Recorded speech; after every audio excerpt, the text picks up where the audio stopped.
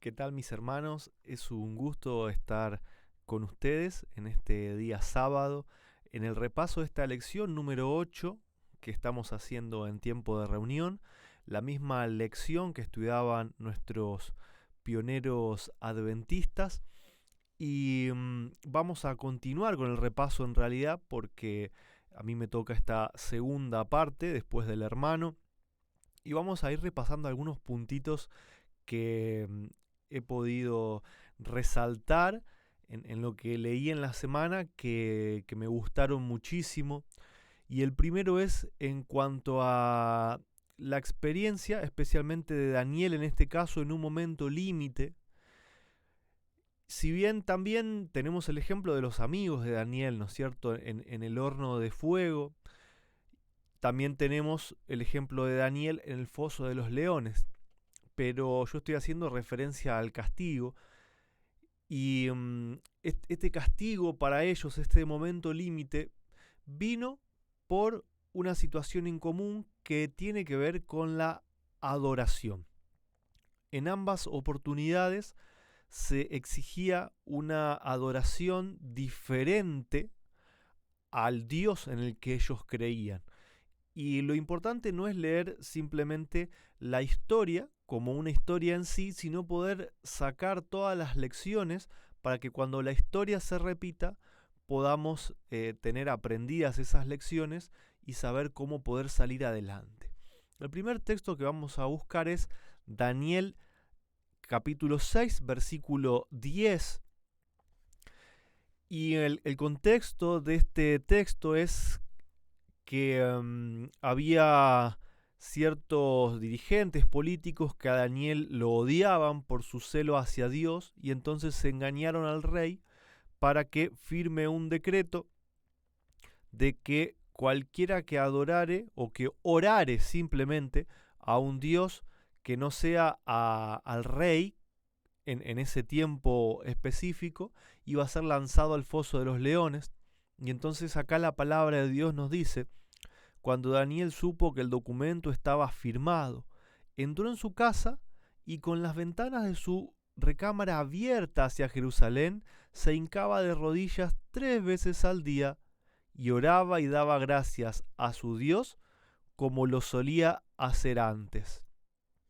Vemos que en este momento límite Daniel no cambió sus costumbres y él no lo hacía para provocar, no lo hacía con ánimo de enfrentar a nadie, sino que él seguía la ley de Dios. Estas oraciones no eran casuales, no era que bueno, se me ocurrió orar 3, como podrían ser 4, como podrían ser 5. Esto tenía que ver con los momentos de sacrificio que Dios había ordenado al pueblo de Israel en el santuario, esos sacrificios diarios. Y como habían sido llevados como esclavos, Daniel y sus compañeros tenían un dolor muy grande en el corazón, especialmente porque estaban privados de toda esa adoración y de las formas y de los ritos que Dios había provisto para su pueblo. Entonces Daniel lo que hacía era abrir las ventanas mirando a Jerusalén, porque era la forma más cercana en la que él podía estar en espíritu de ese lugar que era donde se hacían los sacrificios, y en esos momentos puntuales donde él debería haber estado, quizás en esos rituales y en esos sacrificios, recordando lo que más tarde sería al Hijo de Dios, ahora él se arrodillaba y abría las ventanas y miraba hacia Jerusalén. Y el momento límite o el momento extremo es que él sabía que con las ventanas abiertas lo iban a ver, lo iban a acusar e iba a sufrir ese castigo que era la muerte. Pero sin embargo, él prefirió ser fiel a Dios y en ese momento de mayor lucha y de mayor prueba donde él sabía que iba a sufrir una muerte horrible, fue cuando tuvo ese celo y cuando Dios le dio la fortaleza y la firmeza para mantenerse fiel. Entonces eso es una lección para nosotros, ¿sí? De que en los momentos extremos que quizás nos toque pasar alguna vez, tengamos ese mismo celo y pidamos esa valentía y esa firmeza a Dios, esa misma firmeza que Él le dio a Daniel para poder estar derechos, para poder no claudicar frente a las presiones y a los castigos, aunque eso signifique perder nuestra propia vida, ¿sí? Pero también vale aclarar que hay muchas personas que creen, bueno, cuando venga la ley dominical, cuando venga el decreto de muerte, ahí va a ser más fácil porque yo simplemente tengo que decir que no y ya está. Y ahí es donde muchas veces nos equivocamos, porque la firmeza en esos momentos no se obtiene de la noche a la mañana. Yo no puedo llevar una vida cualquiera, totalmente disipada, fuera de las leyes de Dios, y pretender que un día, cuando esté frente a la muerte, ahí ser fiel. Porque no voy a poder, porque voy a claudicar, porque el miedo me va a vencer, porque Dios no está conmigo. Todo eso viene de un tipo de educación, y ahí nos lleva al segundo punto que nos manda a leer Proverbios 22, versículo 6, y dice: instruye al niño en su camino, y aun cuando sea viejo, no se apartará de él. No sabemos la edad exacta cuando Daniel y sus amigos fueron llevados cautivos a Babilonia, pero sabemos que eran muy jovencitos. Y sacando así un cálculo, podemos decir que al menos unos 10, 12 años, ellos habían sido educados por sus padres en las leyes de Dios, porque entendían perfectamente lo que Dios quería de ellos. Tanto es así que ni bien llegan a Babilonia, se ponen firmes en cuanto a su alimentación y decidieron no contaminarse con la comida del rey. Vemos que ellos tenían un conocimiento muy acabado en cuanto a todas las leyes que les había dado Dios. No solamente los 10 mandamientos, sino que acá vemos la importancia de todas las leyes levíticas, porque el tema de la distinción en cuanto a los alimentos no sale de una burbuja de aire, sale de las leyes levíticas que muchas personas hoy en día intentan clavar en la cruz. Y vemos cómo en realidad eso fue lo que ayudó a Daniel y sus amigos a mantenerse firme en cuanto a lo que Dios pretendía de ellos, ¿no es cierto? Vamos a leer ahora la nota número 1 que nos trae este folleto, y dice así, escrita por uno de nuestros pioneros, dice: ahora hay un llamamiento urgente a jóvenes fuertes para tomar parte activa en la obra que Dios le ha dado a su pueblo. No solo los jóvenes, sino incluso los niños serán llamados a desempeñar un papel importante en la obra de evangelizar. Y bueno, les recomiendo la lectura que aparece aquí, Testimonios para la Iglesia, tomo 6, página 206 y 207, titulado El resultado de la obra de las escuelas de iglesia, ¿no? Todo tiene que ver con la educación de nuestros niños. Vamos a ver qué importante que es eso.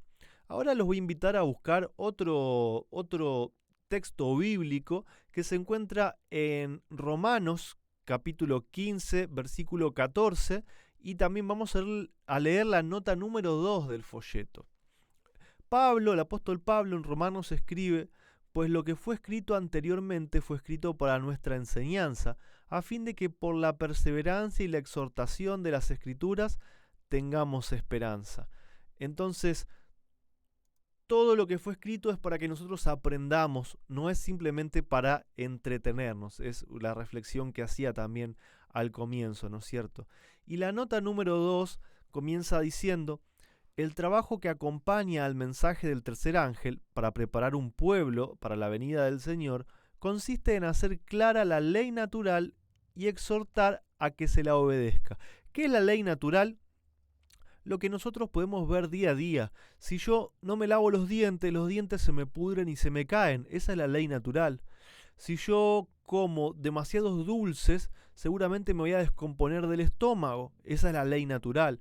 Si como a cualquier hora, si como de más de noche, si mezclo cierto tipo de alimentos que no puedo mezclar, todo eso va a tener un resultado de sufrimiento en mi cuerpo. Esa es la ley natural, ¿no es cierto? Si de por sí los padres quisieran adquirir un conocimiento en cuanto a este asunto y sintieran la importancia de aplicarlo a un uso práctico, veríamos un mejor estado de las cosas. Enseñad a vuestros hijos a razonar, partiendo de causa o efecto. Esto de causa y efecto es lo que decíamos anteriormente, ¿no es cierto? Si yo no me cuido, voy a sufrir. Mostradles que si violan las leyes de su ser, han de cumplir la pena de esa violación por medio del sufrimiento. La imprudencia en la salud corporal propende a la imprudencia en las costumbres. Todo tiene que ver con nuestras costumbres. No significa que porque hemos hecho algo durante muchos años debemos continuar haciéndolo, sino que tenemos que corregirlo y amoldarnos a las leyes, a la obediencia de las leyes de Dios, para que podamos también resistir como resistieron Daniel y sus amigos.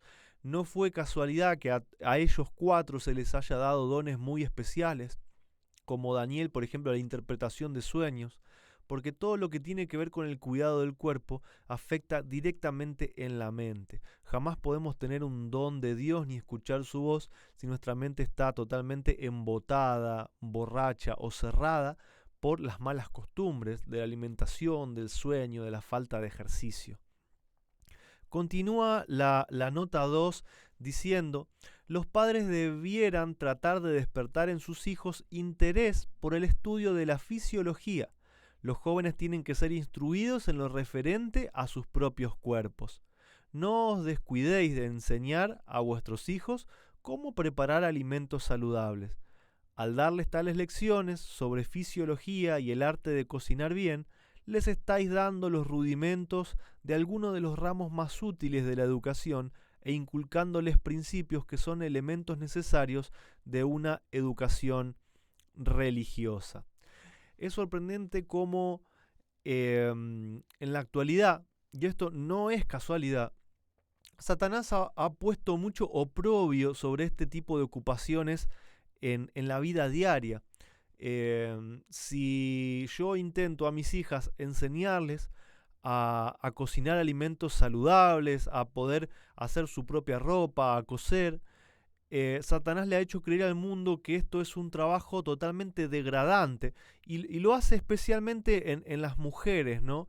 En todo este movimiento feminista moderno les hace creer que todas estas costumbres que si la mujer las tiene que llevar a cabo en su hogar, en su familia, es porque las están rebajando, las están defenestrando, cuando en realidad son parte de las tareas más elevadas que pueden haber en un hogar, porque ya sea los hijos o el esposo, dependen completamente en su vida espiritual de que la esposa tenga, especialmente la esposa, no digo que el esposo no tenga que formar parte también de todo esto, pero quizás en esta repartición de roles donde el hombre quizás es el que sale a proveer el alimento afuera y la mujer es quien debiera encargarse de la educación y de la alimentación de los hijos, es sumamente importante que las esposas y las madres tengan un conocimiento especial en cuanto a cómo alimentar a su familia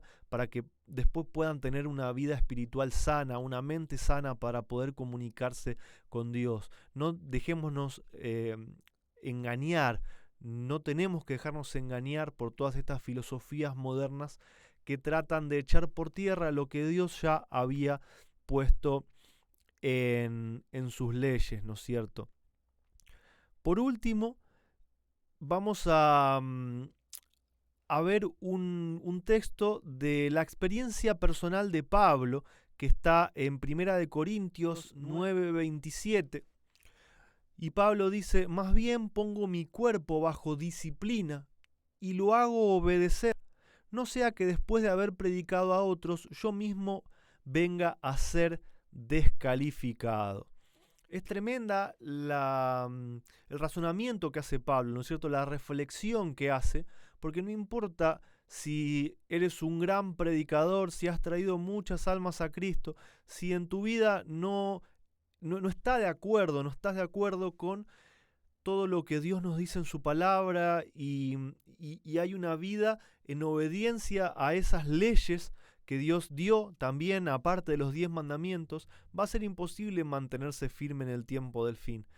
Y aunque no parezca quizás así de primera vista, hay muchas similitudes entre lo que ocurría en Babilonia en el tiempo de Daniel y sus amigos con lo que ocurre hoy en día en nuestra sociedad, ¿no es cierto? En cuanto a la glotonería, la mala alimentación, los malos hábitos, eh, el tipo de adoración equivocada también, el ritmo de vida totalmente estresante, donde los horarios no son los convenientes. Y como conclusión de todo esto, podemos decir que si Daniel y sus amigos no hubiesen sido criados, instruidos en las leyes de Dios desde pequeños, ellos no podrían haber resistido todas las tentaciones y los problemas a los que fueron expuestos cuando estuvieron cautivos. Y la misma lección es para nosotros. No vamos a poder ser fieles, no vamos a poder resistir las tentaciones de la vida diaria y mucho menos de aquellas situaciones extremas que nos toque pasar cuando quizás hasta debamos entregar la vida si nosotros no nos instruimos en las leyes de Dios. Debemos huir de todos aquellos maestros que quieren clavar la ley de Cristo en la cruz. Y estoy hablando de las leyes que Dios le dio a Moisés para escribir en un libro, de aquellas leyes que tenemos en parte de Éxodo, también en Levítico y en Deuteronomio, porque todas esas leyes ayudan a poder guardar los 10 mandamientos que tienen que ver con la adoración con Dios y con nuestra relación con los demás. Si nosotros leyéramos todas esas leyes, especialmente de todas las que tienen que ver con el cuidado de nuestra salud, de nuestra higiene, de nuestra alimentación, de nuestras